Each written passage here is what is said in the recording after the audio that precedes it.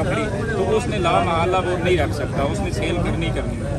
और जब सेल करने की नौबत आती है तो ये हुकूमती हथकंडे मिडल मैन के सामने मिलकर ये सामने आ जाते हैं।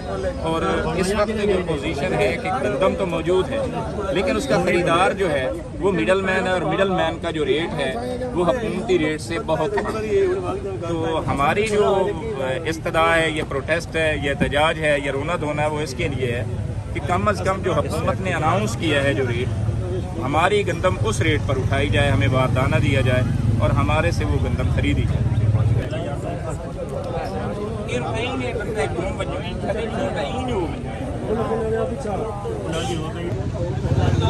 यार छोटे चाप लो यार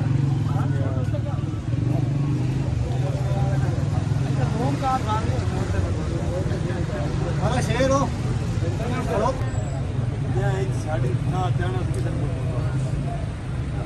चलो आ जाओ, बैठ जाओ, हो गया।